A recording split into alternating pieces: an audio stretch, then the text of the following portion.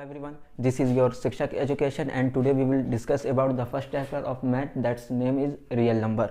So भैया आज हम पूरे के पूरे 1.1 एक्सरसाइज के सारे क्वेश्चन जो है फोड़ के जाने वाले हैं। सारे क्वेश्चन हम लोग को आ जाएंगे 100%। तो आइए सबसे पहले शुरू करते हैं जो 1.2 का क्वेश्चन नंबर फर्स्ट जो है express each number as a product of its prime factor 3 its prime factor. तो हम लोग को जो है प्राइम फैक्टर जो है हम लोग को वो करना है। तो सबसे पहले मैं आपको बता दूं प्राइम फैक्टर होता क्या है। जैसे कि हम बात करते हैं, हम ले लेते हैं 8 को एग्जाम्पल के तौर पे, और 8 को हम डिवाइड कर दें 2 4 ज़ा 8, एलसीएम ले लें 2 2 ज़ा 4 और 2 1 ज़ा 2। तो हमने एलसीएम किसका लिया, 8 का लिया है। तो जब हम 8 का एलसीएम लिए हैं तो यहाँ पे 2 कितने टाइम्स है, 2 जो है 1 2 3 टाइम्स है, तो 2 की पावर 3 टाइम्स हो जाता है। यही है प्राइम फैक्टर बेसिकली। तो सबसे पहले जो इसमें जो क्वेश्चन है एनसीईआरटी का वो है 3825। तो अगर हम इसको सॉल्व करें 3825 का अगर हम एलसीएम ले लें तो लास्ट में 5 है, तो हम लोग इसको 5 से डिवाइड करेंगे। तो 5 7 ज़ा 35 और इसमें 3 बच गया, 3 और 2 32, 5 6 ज़ा 30 और फिर 5 5 ज़ा 22, फिर 5 1 ज़ा 5 5 5 ज़ा 25, 5 3 ज़ा 15। अब ये जाएगा 3 से, 3 5 ज़ा 15, 3 1 ज़ा 3, 3 1 ज़ा 3, 3 7 ज़ा 21 एंड 17 1 ज़ा 17। तो इसका एलसीएम ले लिए। अब इसका आंसर लिखते हैं। 3825 को हम लोग ने डिवाइड किया है, 3825 का एलसीएम लिया है और 5 हम लोग का कितने टाइम्स है, 2 टाइम्स है। तो 5 2 टाइम्स इंटू 3 भी 2 टाइम्स है, 3 2 टाइम्स इंटू 17 हम लोग का ओनली 1 टाइम है। तो यही जो है इसका आंसर हो गया। तो फर्स्ट पार्ट जो है सेकंड फर्स्ट का पहले आंसर का हमने सेकंड पार्ट करा दिया। ऐसे ही सारे आप लोग कर लीजिएगा। क्वेश्चन नंबर सेकंड पे आते हैं। Find LCM and HCF and verify LCM and HCF. तो सबसे पहले हमें फाइंड करना है एलसीएम और एचसीएफ इसका, और उसके बाद हमें जो है वेरीफाई भी करना है एलसीएम एंड एचसीएफ। तो एलसीएम एंड एचसीएफ वेरीफाई करने के लिए तो प्रॉपर्टीज़ होती है, वो मैं अभी आपको बता दूंगा। सबसे पहले हम लोग फाइंड कर लेते हैं एलसीएम एंड एचसीएफ। तो ये 26 और 91। 26 को अगर हम एलसीएम लेंगे इसका तो 2 1 ज़ा 2, 2 3 ज़ा 6 और 13 1 ज़ा 13। 91 का अगर हम ले लेंगे तो 7 का 13 बार में आ जाता है और फिर 13 1 ज़ा 13। अब हम लोग 26 इज इक्वल टू 2 इंटू 13 लिख दें, 2 इंटू 13 ये एलसीएम आया है। और 91 का जो एलसीएम हम लोग का आया है वो 7 इंटू 13 आया है। और पूछा हम लोग से गया है एलसीएम एंड एचसीएफ। तो एचसीएफ किसको कहते हैं, एचसीएफ वो है जो नंबर जो दोनों में कॉमन हो। जैसे कि इसमें 13 कॉमन है और कोई नंबर तो इसमें कॉमन दिख नहीं रहा है। अब 13 इसमें कॉमन है तो इसका एचसीएफ जो है वो 13 हो गया। और एलसीएम अगर हम निकालें तो एलसीएम इज इक्वल टू होता है जो कॉमन है उसको एक बार लेते हैं। जैसे ये इसमें कॉमन है तो इसको 13 लिए। अगर इसमें 2 भी होता है तो 2 भी एक बार ले लेते हैं, लेकिन 2 है नहीं, सिर्फ 13 है। तो 13 कॉमन है, कॉमन वाला हम लोग ऐसे लिख लेंगे। फिर इन 2 में एक बार 2 है और फिर एक बार 7 है।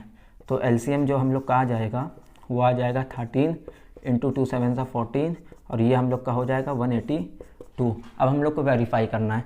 तो वेरीफाई करने के लिए एक प्रॉपर्टीज़ है, first into second is equal to LCM into HCF. अब ये फर्स्ट एंड सेकंड क्या है, फर्स्ट एंड सेकंड वो है जो हम लोग को क्वेश्चन में गिवन है। ये होता है फर्स्ट और ये होता है हम लोग का सेकंड। तो 26 इंटू 91 और एलसीएम जो हम लोग का आया है वो ये आया 182 और इंटू एचसीएफ हम लोग का है 13। अब ये हम लोग का इक्वल आना चाहिए। ये अगर इक्वल है तो एलसीएम एंड एचसीएफ जो है वो हम लोग का वेरीफाई हो जाएगा और आंसर बिल्कुल सही है। और ये आएगा समथिंग 2366 ये आपका हो गया सेकंड वाले का आंसर। ये इसका आप लोग को करना है और उसको कमेंट सेक्शन में इसका जो है आंसर मुझे आप लोग को बताना है। अब हम लोग आते हैं 4 में एचसीएफ जो है हम लोग को फाइंड एचसीएफ दिया हुआ है और एलसीएम जो है हम लोग को फाइंड करना है। तो सिमिलरली इसी जैसा क्वेश्चन है, यही प्रॉपर्टीज़ इसमें लगेगी और ये सॉल्व हो जाएगा। First into second is equal to LCM into HCF. आप आगे पीछे किसी को भी लिख दो उससे कोई मतलब नहीं है। तो फर्स्ट हम लोग को 306 दिया हुआ है, 306 और इंटू 657 और जो हम लोग को ये 9 दिया है ये 9 गिवन है, 9 गिवन है, ये एचसीएफ गिवन है। तो एलसीएम हम लोग को नहीं पता है, एलसीएम निकालना है और एचसीएफ जो है ये 9 हम लोग को गिवन है। तो एलसीएम को हम इधर रखते हैं और ये जो है 306 इंटू 657 और डिवाइड में ये 9 को हम लोग इसको हम लोग यहाँ डिवाइड में ले आ रहे हैं। एलसीएम इज इक्वल टू ये हो गया। अब 9 को हम लोग 306 को डिवाइड कर देंगे। 9 कितने टाइम आएंगे, 9 3 ज़ा 27, इसमें बच गया 4 और 4 ये और इसमें बच गया 3 और 6 है, तो 9 4 36 इंटू 6 5 7, और इसका एलसीएम जो हम लोग का निकल के आ जाएगा वो आ जाएगा यही आएगा। ये आपका क्वेश्चन नंबर 4 हो गया। अब हम लोग आते हैं क्वेश्चन नंबर 5 पे सीधे। अब क्वेश्चन नंबर 5 क्या लिखा हुआ है एनसीईआरटी में, चेक 6 की power n can and with the digit 0 for any natural number. तो बेसिकली इसमें यह पूछा है कि 6 की पावर जो n है क्या उसके लास्ट में जो है 0 आ रहा है कि नहीं आ रहा है। तो हम लोग कैसे पता चले कि इसके लास्ट में 0 आ रहा है कि नहीं, तो इसकी जो है एक प्रॉपर्टीज़ है कि 2 की पावर m इंटू n की पावर n। तो ये जो n है, ये जो 5 है, ये 5 होता है 2 इंटू 5 की पावर n। अगर लास्ट में 5 आ गया तो यही 5 जो है 0 हो जाता है लास्ट में एंड में, और ये जो है ये वेरीफाई हो जाएगा। लेकिन इसमें गिवन है 6, तो 6 को अगर हम ब्रेक करें तो 2 इंटू 3 लिख सकते हैं या 3 इंटू 2 लिख सकते हैं, 3 2 6 या 2 3 6। तो लास्ट में हम लोग के 5 नहीं आ रहा है और हम लोग को 5 चाहिए 0 में एंड में प्रूव करने के लिए, तो लास्ट में आ नहीं रहा है तो प्रूव होगा नहीं। तो इसका हम लोग आंसर लिख देंगे 6 की power n can not and with the digit 0 for any natural number.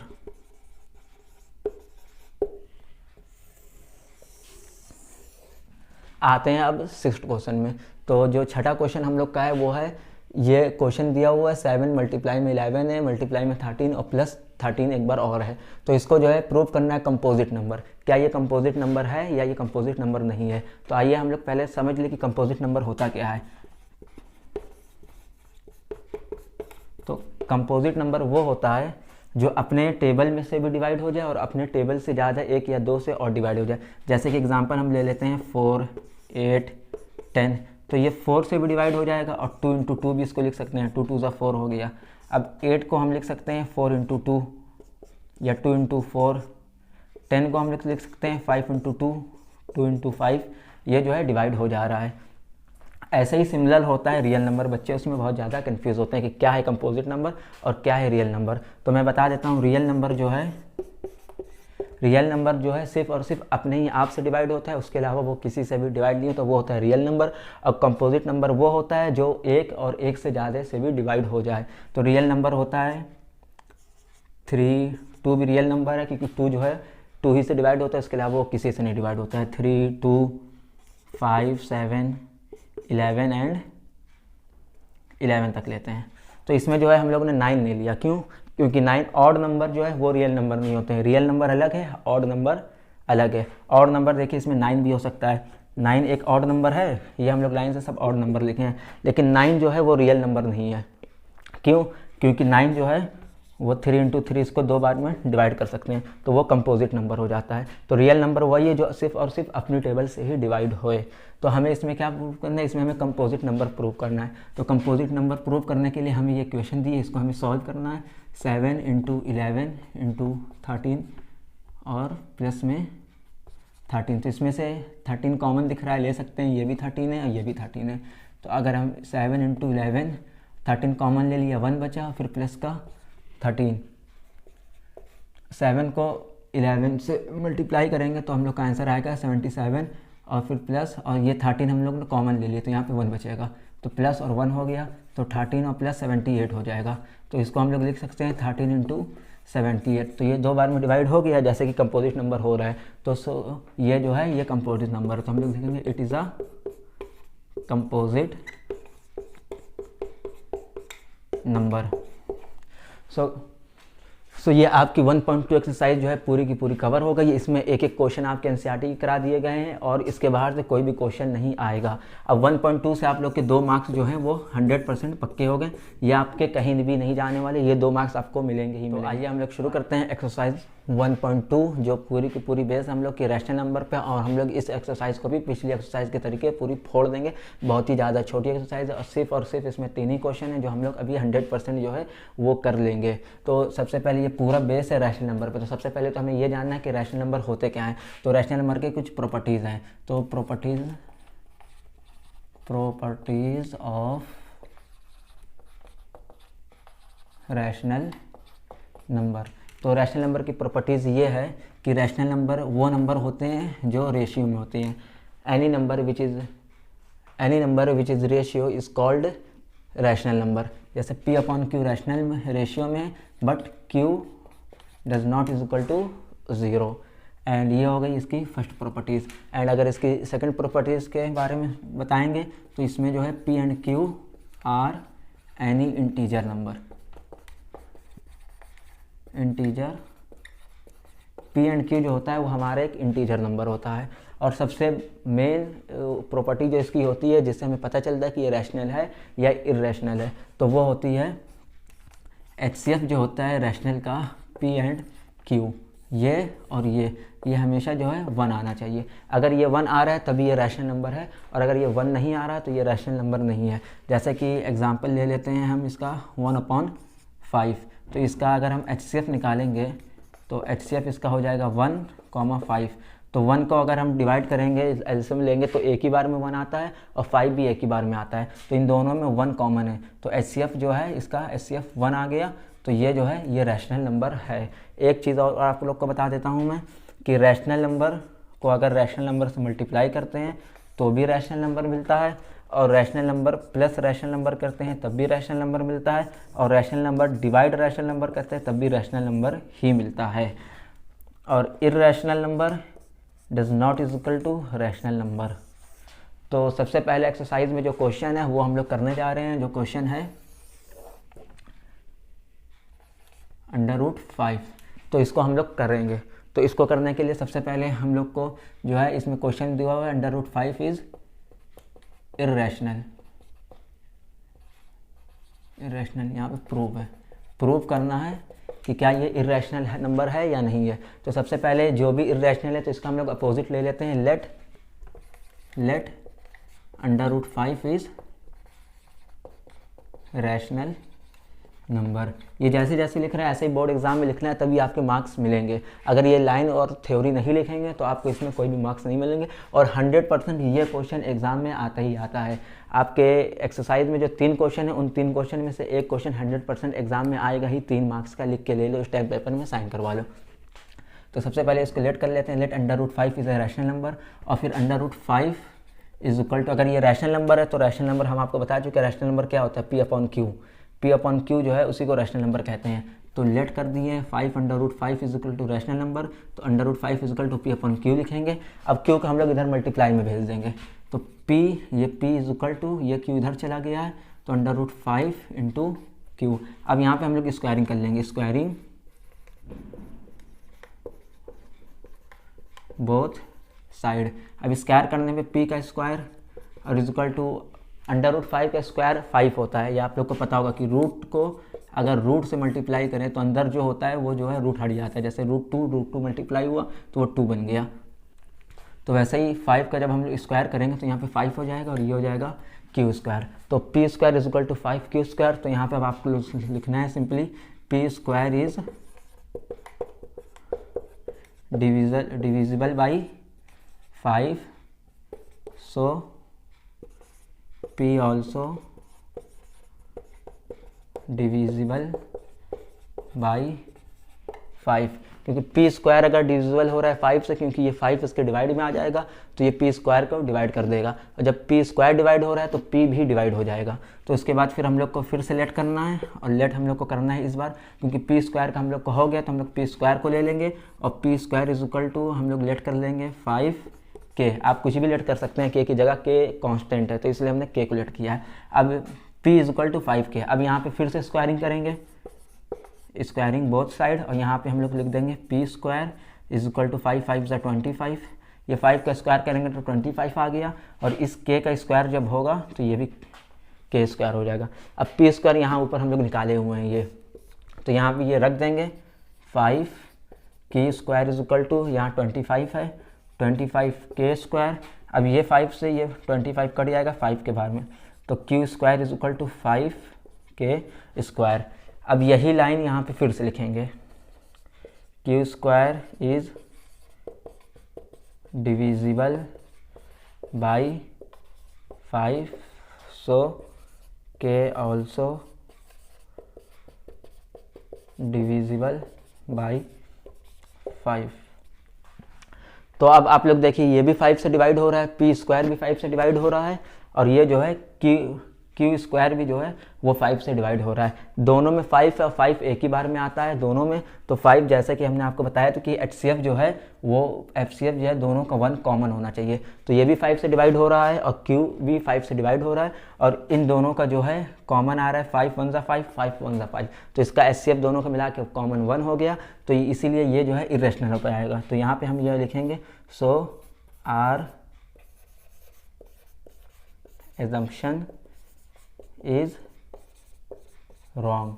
जो हमने यहाँ पे लेट किया है कि ये हमने √5 को रैशनल लिया, ये हम लोग का गलत हो गया, और √5 इज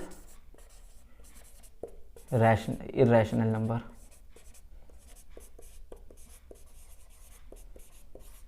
ये आपका एक्सरसाइज का एक क्वेश्चन आ गया है, और यही क्वेश्चन 100% बोर्ड में आता ही हर साल आता है। आप कोई सा भी प्रीवियस ईयर क्वेश्चन उठा के देख लीजिएगा, ये क्वेश्चन आपको आएगा, और एज इट इज़ आपको ऐसे ही बोर्ड में लिखना है, तभी आपको 3 मार्क्स पूरे के पूरे मिलेंगे।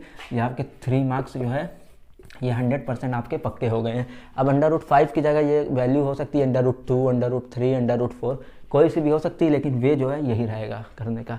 एक क्वेश्चन आपको मैं और करा देता हूँ, उसके बाद जो है ये पूरी एक्सरसाइज आपकी खत्म हो जाएगी। आप खुद से क्वेश्चन लगाइएगा, और अगर कोई से भी क्वेश्चन आपको डाउट होगा आप मुझे कमेंट सेक्शन में कमेंट कर दीजिएगा, मैं आपको उसका जो है रिप्लाई और सॉल्व करके उसकी एक अलग से छोटी सी वीडियो बना के मैं डाल दूँगा।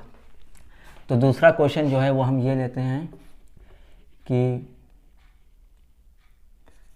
3 + 2 √5, ये भी NCERT का ही क्वेश्चन है, सिमिलर ऐसे ही NCERT में क्वेश्चन है। अब इसको भी जो है प्रूव करना है वो इरेशनल नंबर है, और ये क्वेश्चन इससे भी इजी है, तो इसकी प्रोबेबिलिटी जो है थोड़ी सी कम हो जाती है बोर्ड में आने की, लेकिन इसकी प्रोबेबिलिटी बहुत ज़्यादा है बोर्ड में आने की, ये हर साल आता है। तो ये वाला हम लोग करते हैं 3 + √25, इसको जो है प्रूव करना है कि ये इरेशनल नंबर। तो सबसे पहले यही चीज़ इसमें भी करेंगे कि लेट कर दीजिए 3 + 2 √5 इज रैशनल नंबर। तो 3 + 2 √5 is equal to P/Q। 2 √5 is equal to P/Q, क्योंकि ये रैशनल नंबर है। यहाँ पे हमने बताया P/Q जो है वही होता है रैशनल नंबर, इसकी प्रॉपर्टीज़ है। जो वैल्यू रेशियो में हो, P/Q की जगह आप कोई सी भी ले लीजिए, M/Q, A/B, C/D, कुछ भी ले लीजिए, वो रेशियो में होना चाहिए, तो वही रैशनल नंबर होता है। तो हम P/Q किससे डिनोट कर रहे हैं, रैशनल नंबर लेके लेट किए। तो अब जो है Q को जो है P/ और यहाँ पे हमने 2 √5 लिखा है P/Q, ये 3 को हम यहाँ माइनस में भेज दे रहे हैं। इक्वल के साइड उधर जाएगी तो साइड माइनस हो जाती है, जो आप लोग को पता होगा। तो 2 √5 और फिर √5 इज इक्वल टू P/Q और फिर -3, तो ये है। और ये जो 2 है ये इसको हमने इस पूरे के डिवाइड में भेज दिया है। यहाँ 2 मल्टीप्लाई में था, तो ये 2 को हमने इसके डिवाइड में भेज दिया है। तो जब ये 2 यहाँ के डिवाइड में आ जाता है, तो अब ये देखिए यहाँ पे गौर करिए, ये ऊपर की वैल्यू और ये नीचे की वैल्यू, ये भी रैशनल है, ये भी रैशनल है। ये तो हम लोग ने लेट किया ही है रैशनल नंबर, और ये 2 भी इसके साथ है, तो ये भी पूरा रैशनल हो गया है। ये हम लोगों ने इसको लेट कर लिया रैशनल नंबर, और ये भी रैशनल नंबर, तो ये जब उधर जाएगा और ये जब डिवाइड में आ जाएगा तो ये दोनों भी रैशनल नंबर होंगे। और यहाँ हमने आपको प्रॉपर्टीज़ बताई है, रैशनल को रैशनल नंबर अगर डिवाइड करता है तो भी वो रैशनल नंबर ही रहता है। और उसके बाद एक प्रॉपर्टीज़ और है कि irrational number are not equal to rational number.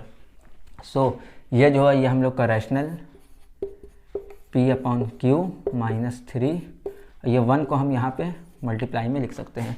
तो अब ये देखिए, ये प्रॉपर्टीज़ जो बता रही है ये इक्वल है, लेकिन ये तो हमारा इर्रेशनल नंबर है और ये हमारा रैशनल नंबर है, तो ये दोनों इक्वल तो हो नहीं सकते हैं। तो यहाँ पे हम लिखेंगे सो are assumption is wrong, hence √5 is not equal to 2P/Q -3। तो ये जो है ये एक रैशनल नंबर नहीं हो सकता है, क्योंकि इर्रेशनल नंबर है। ये √5 जो है ये इर्रेशनल नंबर है, और ये जो है ये पूरा ये एक रैशनल नंबर है। तो ये दोनों इक्वल कैसे हो सकते हैं? तो जो हमने लेट किया था वो हम लोग की एजम्पशन गलत हो गई है। तो ये does not equal to 0, so our assumption is wrong, and 3 + 2 √5 is irrational number. तो ये अगर ये इर्रेशनल नंबर नहीं है तो ये रैशनली नंबर तो होगा, समझिए। ये अगर इसको हमने लेट किया है, ये हमने ले लिया है, इसको हमने लेट करके ले लिया रैशनल नंबर, लेकिन ये रैशनल नंबर नहीं हो रहा है, तो ये क्या बचा है, इर्रेशनल बचा। तो यहाँ पे हमको इर्रेशनल हमने बता दिया, और क्वेश्चन में इर्रेशनल नंबर ही प्रूव करने को पूछा गया था। तो ये हम लोग की दोनों एक्सरसाइज के क्वेश्चन खत्म हो गए हैं। इसी टाइप के सारे क्वेश्चन हैं जो उसमें है, इसके बाहर से कोई क्वेश्चन नहीं आएगा। और आज आपका 5 क्वेश्चन जो है वो आप लोग का आज कंप्लीट हो गया। 5 मार्क्स मतलब कि इस चैप्टर से जो है आप लोग के आ जाएंगे। आज 25 डेज प्लेज का ये आज पहला सेशन था, जिसमें से हमने एक चैप्टर कंप्लीट किया है, और आपका जो है 5 मार्क्स हमने 100% दिला दिए हैं। अगर हम लोग एवरेज 3 मार्क्स मिलें, 3 मार्क्स एवरेज और इक्वल टू 25 डेज मल्टीप्लाई कर दें तो क्या आएगा, 3 5 ज़ा 15, 3 2 ज़ा 6 और 1 7, तो 75 मार्क्स तो हम लोग ला ही सकते हैं 25 डेज़ में। अगर रोज़ हम लोग 3 मार्क्स की भी क्वेश्चन की प्रैक्टिस करें और 3 मार्क्स के क्वेश्चन कर ही लें, लेकिन क्वेश्चन जो करेंगे वो आपको ऐसे करना है कि उस क्वेश्चन में फिर गलती नहीं होनी चाहिए। वो क्वेश्चन आप जो बोर्ड में अटैम्प्ट करें वो पूरा सही होना चाहिए। तो अगर एवरेज पर डे के हिसाब से 3 नंबर का भी हम लोग रोज़ प्रैक्टिस करें और रोज़ कर ले, तो हम लोग जो है अभी भी आज से लेकर 25 दिन में 75 आराम से 100% score. Till then bye bye guys, मिलते हैं कल एक नई वीडियो के साथ।